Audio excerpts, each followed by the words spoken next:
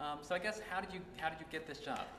Um, How did you get into the snake wrangling business? I guess the snake wrangling business actually is a very strange way. There's many ways you can get into it. One is, of course, you have to start shoveling a lot of snake poop for somebody else that has snakes. Didn't even know it was snake poop. Yeah, that's snake poop, and that's bad. It's not good. Snake poop, bad.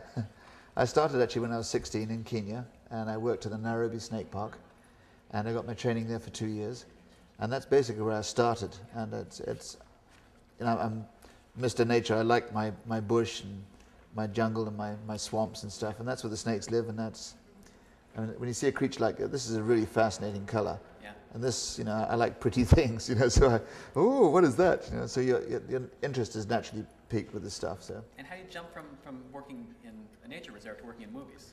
Actually, a very small jump. Somebody said, "Hey, you want to work in the movies?" I'm like, "Cool." That was it. And my first relax there, big boy. My first job was actually on the television series Born Free, and that was with lions, working on my dad's farm in Kenya.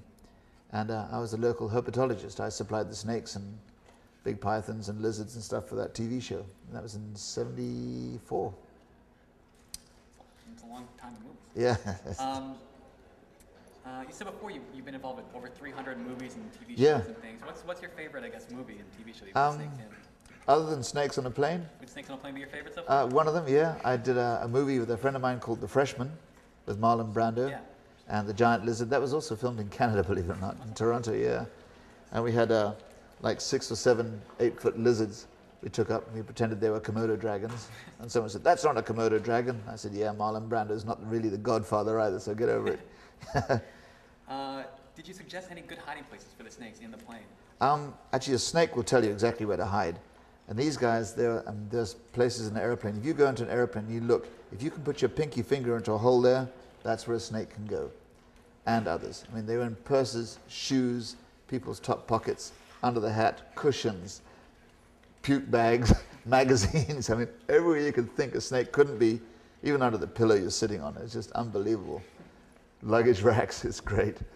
Do you think any of the snakes might make it famous from being in this movie, like a Benji or Flipper? Is it going to be like a breakout star snake? Well, maybe they will. I mean, maybe Kitty might, but then Kitty. Which one's Kitty? Kitty's the giant 16-foot snake, but Kitty's personality is like cool. There's not much going on there. She's just a pretty snake, Yeah. Would you, as a snake expert, would you have any advice to somebody who found themselves on a plane with snakes on them? Yeah, get off. Yeah, hopefully it would never happen. It's very improbable. Yes. But yeah, I think if you just stayed in one corner and if you stayed dead still, the snakes cruise all over you. I mean, you'd be fine.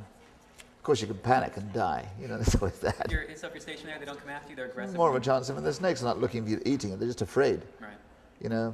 Unlike the movies where you portray them, they're hunting people. It's like, not really. But in this movie, yes, they are. And they do a very good job, too, I might add. If there were going to be a sequel, what other modes of transportation do you think a snake might be on? Oh, man, we've got to do boats. Big boats. I think snakes on a boat. I'm with you. Yeah. What do you think of Steve Irwin? He's a very nice guy. Have you met him? I have met him a few times. One thing about Steve, he's over the top, as we all know. He's like, blah, blah, blah, but he's passionate about his animals, and you cannot fault him for that. He's a good lad. Yeah. He does all right. Have you ever considered doing your own TV show or anything similar to that? Funny you mentioned that. I have, actually. I did 6 shows for Discovery and about 12 shows for Travel Channel, going around the world catching snakes and crocs. Cool. And the difference between me and Steve-O, and I'm taller.